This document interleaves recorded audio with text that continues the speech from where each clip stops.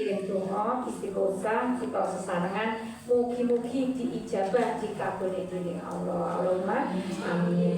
Ala bidzikrillah tatma'innul qulub. Bahwasanya dengan berzikir donga dumateng Allah niku insyaallah kita sedaya badhe diparingi manah ingkang tenang lan tentram. Allahumma amin. Allah juga sampun matur lan tabur orang yang tidak rugi. Yang menika alladzina yazkuruna al-kitaba wa aqamus shalah wa anfaqu mimma razaqnahum. Menika tiyang ingkang boten rugi, nggih boten rugi ning donya, nggih boten rugi teng akhirat. Niku nggih pertama nggih tiyang ingkang seneng ngaji. Napa Bu, Mbak? Seneng ngaji. Kados jenengan ngenten iki dalu-dalu, nggih siang sampun kerja capek kok purun jenengan sedaya ngaji. Donga kados ngenten iku menurut surat Al-Fatir ayat 29 niku tiyang ingkang boten rugi lan tabur. Artine nek boten rugi berarti tiyang napa, Bu? Tiyang untung. Ya, jenengan kok purun ngaji, kapane ngaji ilmu agama, pengen seneng donga, niku termasuk tiyang lan tabur, tiyang ingkang boten rugi. Sebabnya napa? Dengan ngaji ilmu agama, ibadah kita saged terbimbing, amal perbuatan kita saged terbimbing dados ingkang leres. Makanya diarani lan tabur, tiyang ingkang boten rugi. Jadi kok tiyang sinten wau? Tiyang ingkang seneng ngaji. Ya, seneng ngaji ilmu agama. Terus nomor kali tiyang ingkang purun seneng direkaken salat. Artine nggih waktu-waktu salate nggih dijagi, salate nggih dilampahi. Lah niku tiyang ingkang boten rugi. Nomor 3 nggih niku tiyang ingkang boten rugi nggih niku ba'anfaku, tiyang ingkang purun nafkahaken sebagian hartane niku wonten dalane Gusti Allah damel biaya anak sekolah, damel biaya anak ikan pondok, damel jenengan ngaji, tenagane, ilmune, damel sedekah. Lah niku nggih tiyang ingkang boten rugi. Dadi surat Al-Fatir ayat 29 lan tabur tiyang ingkang boten rugi menika tiyang ingkang seneng ngaji. Nomor kali tiyang ingkang direkne salat. Nomor 3 tiyang ingkang seneng infak utawi sedekah. Alhamdulillah. Monggo langsung dibuka kitabipun nggih menika surat Al-Baqarah juz 3. Nggih. Ayat 273. Terus kaitan kali sedekah niki ya. Kemarin itu nggih nerangaken tentang sedekah. Nggih sedekah niku secara terang-terangan niku nggih sae, tapi secara sembunyi nggih lebih luwih sae. Nek secara terang-terangan tujuane supados tiyang itu saged niru, tapi syaratnya kudu iso njaga manah, iso njaga ati, aja sampe niate karena menungso. Niate karena sinten? Karena Allah. Jenengan sedekah, infak. Lah niku nek niate karena Allah, lah niku benjing niku badhe ngundur. Nah, badhe ngundur ganjarane. Kita nek nggih slametan napa-napa mawon ngoten iki diniati sedekah ganjarane nggih berlipat ganda. Lah niku secara sembunyi nggih luwih sae. Lah niki terus berlanjut ayat 273. Monggo sesarangan maos basmalah. Bismillahirrahmanirrahim. Halaman 111. Nah, 111. Apa tadi? Bismillahirrahmanirrahim. Lil fuqara'il ladzina. Iku kedue wong fakir. Usiru kang den ketungkulaken fisabilillahi ing dalam kagungaken agamane Allah.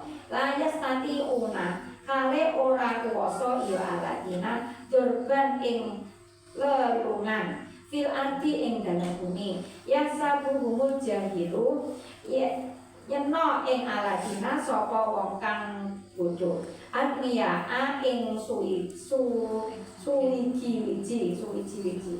pinata aku saking ngersone takrifuhum weruh sira iya aladina bisi mahum kelawan tetengere aladina layas aluna kale ora padha anjaluk iya aladina annasa ing manungsa ilhafa kelawan cutek wa ma tungfiku utawa barang kang nyokongaken iya sira kabeh min khairi nyonane kebagusan fa innallaha mongko setune Allah bihi kelawan ma itu alim pirsa alladzina yunfikuna utawa wong-wong kang padha nyokongaken iki artine nyumbang ya alladzina amwaluhu ing pira-pira bandane alladzina bilaili ing dalem wektu bengi wan nahari lan wektu siang rino sirron kelawan samar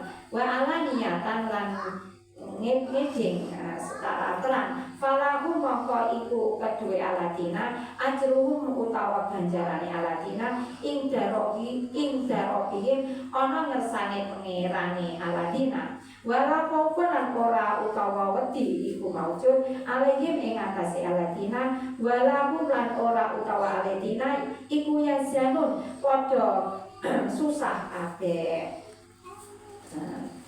Monggo kita keterangane mulai ayat 273. Sedekah iku kaduwe wong kang padha fakir kang tansah ambela agama kaya ngaji, mulang agama lan liya-liyane. Dheweke ora bisa lunga-lunga dagang lan sepadane jalaran katungkul ambela agama. Wong-wong mau padha dinyono dening wong kang ora padha ngerti dene sugih jalaran saking ora tau anjaluk. Wong mau bisa ditingali saking tetengere kaya anggone tawaduk lan liya-liyane. Apa bae kang sira infakake saking kebagusan sakbenere Allah Taala pirsa. Setunggal nggih. Ayat niki tesih nerangaken tentang sedekah. Nah, sing sae sedekah niku sakjane dumateng tiyang ingkang fakir. Napa Bu? Tiyang fakir. Tiyang fakir niku memperjuangkan agama. Artine piyambake niku nggih ngaji, mulang ngaji lan sebagainya sehingga boten sempat lunga teng pundi. Contohnya pamane niku wonten guru ngaji TPA napa guru ngaji napa mawon ingkang ngaji teng pondok napa-napa dhek niku sakjane boten mampu contohne ngoten nggih. Terus dhek niku boten saged lunga teng pundi, boten saged dagang, boten saged kesah teng pundi sebabe gadah tanggungan napa wau mulang ngaji. Lah piyambake niku boten purun nyuwun-nyuwun. Nggih Bu nggih, tiyang nyangka kok gak gelem njaluk, dikira niku sampun mampu, ngoten nggih. Padahal piyambake boten mampu. Menapa kok ngoten? Saking rendah hati. Jaga aja sampe maksude ngrepotne tiyang lintu. Lah tiyang ingkang ngoten niku luwih berhak menerima sedekah utawa napa infak. Ngoten nggih, pripun saged dipahami nggih? Nah, ayat 273 niku nerangaken ngoten niku. Lah terus apa mawon apapun ingkang kita sedekahaken, infakaken wonten jalane Gusti Allah termasuk disedekahaken dhateng guru ngaji ngoten wau nggih disebut ayat niku wau datang lare ingkang ngaji napa makane butuh buku napa-napa kita nyumbang. Lah niku kita nyumbang dengan ikhlas. Nah niku ganjarane Allah piyambak ingkang napa bales. Allah ingkang pirsa. Terus ayat selanjutipun ayat 274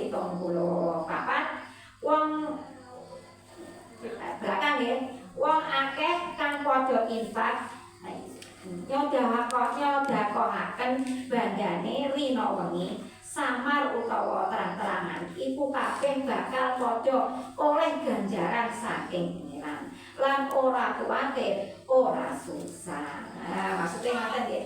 Tiyang menawa kita niku purun nyodakokaken napa mawon ingkang kita miliki nggih.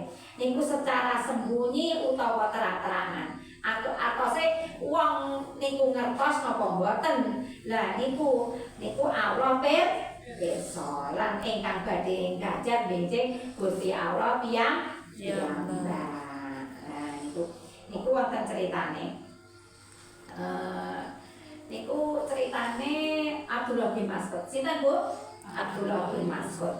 Abdullah bin Mas'ud niku senengane niku mulang ngaji.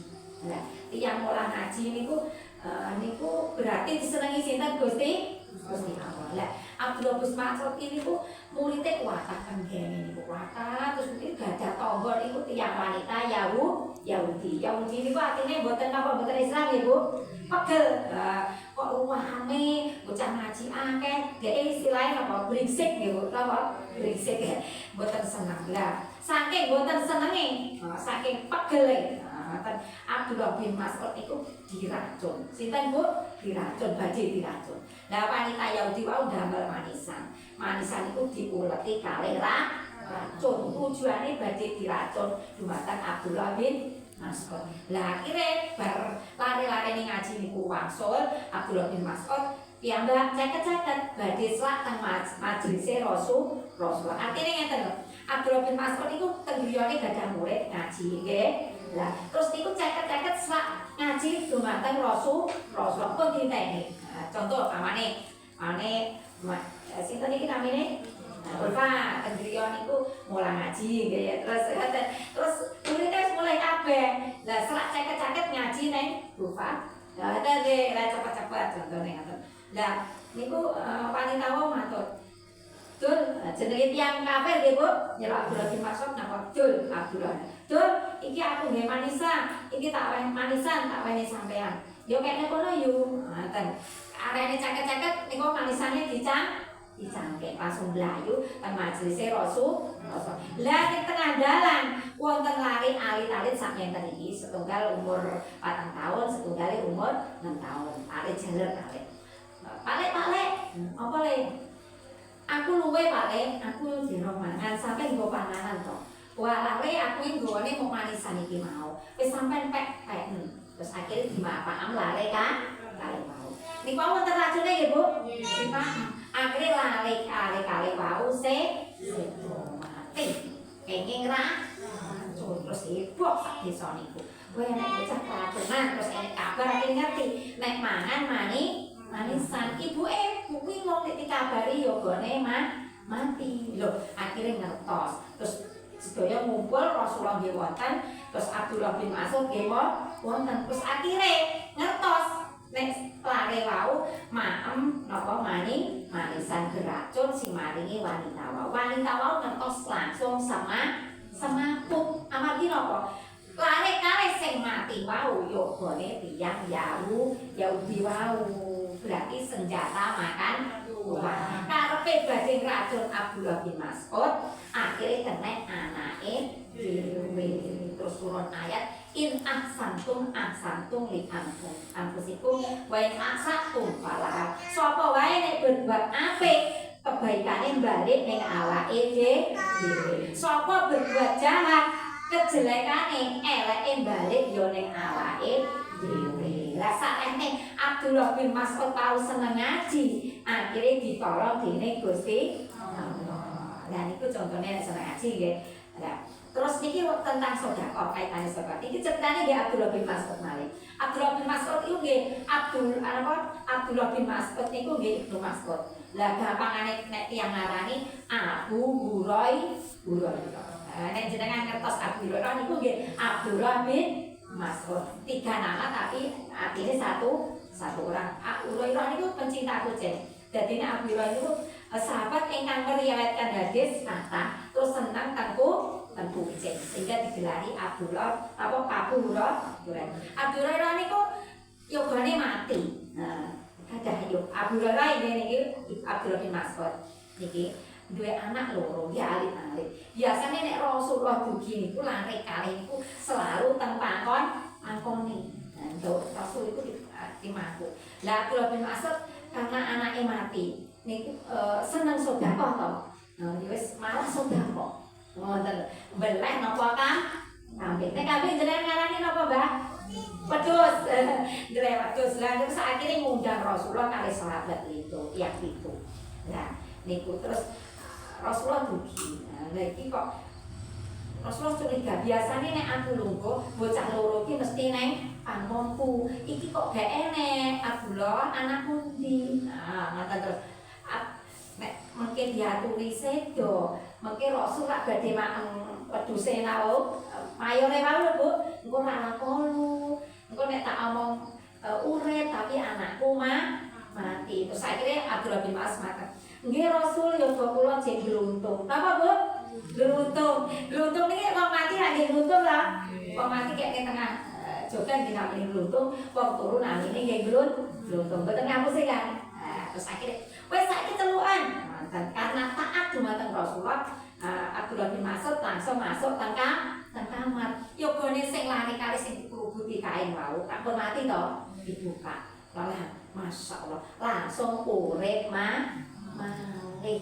Nah niku terus langsung Abdullah kaget Masya Allah. Terus Rasulullah matur Abdullah, sampe ngerti tamuku mau jumlah piro? Itu toh tamumu mau. Nggih, sakniki jek piro? Jek 5. Lah sing loro wau ternyata malah malaikat. Setunggal malaikat sing nyabut nyawa napa Israil, sing setunggal malaikat Israfil. Malaikat Israfil niku sing muridne malih. Lah, karena Abdullah bin Mas'ud niku seneng sedekah. Akhire napa? Anake sing mati diuripne berarti itu niku napa? Fadilahe sedekah niku teng donya nggih. Lah itu teng akhirat nggih ngeten. Akhirat niku judule niki impian menjadi kenyataan. Lah niku wonten tiyang istri. Istri niku nangis. Ngipi tangane niku ngeten-ngeten napa kebakar niku sampai kiting ngeten lho Bu langkungnya. Niku mlumbayu teng Rasulullah nangis. Ya Rasulullah nyuwun tulung. Kula niku lah apa lho, Nduk? Cara jawane. Kula wau dalu ngipi. Apa Bu? Ngipi. Ngipi mungkin rumangsane dina niki sampun kiamat ya Rasul. Sampun kiamat. Terus kula niku kuwi wong pontang-panting madosi bapak lan ibu kula. Lah ternyata bapak niku manggon teng surga. Terus ibu niku salam teng surga kok mboten wonten. Assalamualaikum, kok mboten jawab, sing jawab namung bapak itu istana berlian. Terus dipadosi nek gak enek nek kene berarti ibumu ning neraka nak golek ana. Terus akhirnya uluk saklat ning neraka. Bener. Assalamualaikum Mak. Nek jenengan ibu Mak apa Bu? Mbok. Assalamualaikum Mbok. Waalaikumsalam. Tibake ibuke teng neraka. Neraka niku istana api. Nggone api geni. Ya. Ternyata ibu ini pun moro. Lah moro niku beto sikok niku beto tangan kiri beto kain, tangan kanan beto atom. Napa Bu? Atom. Awake niku kebakar geni. Lah sing tangan sing beto kain mau kok mboten kebakar dan damel ngedem. Dados geni neraka iso didem niku damel apa sapu tangan wau kain dadi tekone. Mak sampean kok nggawa sapu tangan iki nyapa to, Mbok? Walah do aku dhisik pas waktu ning donya enek wong bangun langgar iku emang sing bangun langgar iku kena paku terus tak suwekne gombal ben getih ben mampet ben ora mancur tak wedu lah sedekahku gombal kuwi lho tibake iso ngedem geni neraka gombal lho Bu apa nek lambi apik nggih nah terus malih itu, lah Mak kok sitok bawa apa iki apa? Walah enek tanggaku dhisik ki cah duwe anak cilik, iku nangis. Ibuke iki ora duwe panganan. Lah aku duwe apem tak wehne. Cara jawane apem Bu, apem. Lah niku tak wehne bocah iku kok iso meneng gak nangis. Ternyata sedekah apem ki lho rada mambu titik lho. Tibake iso ngedem api neraka. Lah cerita ini disebut dalam kitab Duratun Nasihin. Ngoten Bu nggih. Dados tiyang sedekah nek teng donya critane wau kados Abdullah bin Mas'ud, nek critane teng akhirat nggih kados lare istri wau. Terus akhirnya lare istri wau nangis matur teng Rasulullah. Ya Rasul terus rusine pripun? Akhir Rasul niku ndonga supados bapak ibuke niku napa ibuke wau dihindane saking siksa neraka. Berkat dongane Rasul kali berkat dongane anak solehah akhirnya ibu wau dapat syafaat saking Rasul diparingi oben napa nejak saking toya telaga kausan. Dan terus sakit dipahami nggih Bu? Terus tentang sedekah wonten wau critane. Dan selanjutnya ayat 200 niki sampun ngoten mawon nggih. Mugi-mugi saged dipahami nggih Bu. Terus nek pun kertas critane ngeten, kita sedekah niku kudu bener-bener niate mantep mados ridane Gusti Allah. Ngoten nggih. Nek ra mados ridane manungsa, kita mboten angsal napa-napa. Nggih to? Ibarate tiyang timba niku nggih bocor timbane mboten angsal napa tapi nek kita ibaratnya nyari ridhone Allah ibaratnya tiang nandur pari mesti metu sugete nek kita mengejar dunia mboten ridhone Allah ibaratnya nandur suket ora metu pari tegese ibadah mawon napa mawon moga kita niati mencari ridhone Gusti Allah dipun paitu Pun ngoten mawon mugi-mugi kita saged ngamalaken, saged memahami lan kita saged istiqomah ngajinipun lan ibadahipun. Allahumma amin. Mekaten ingkang saged kula aturaken wonten kirang langkungipun kawula nyuwun pangapunten ingkang sakata-kataipun mugi-mugi disarengi ridhone Gusti Allah. Akhir kalam wassalamualaikum warahmatullahi wabarakatuh.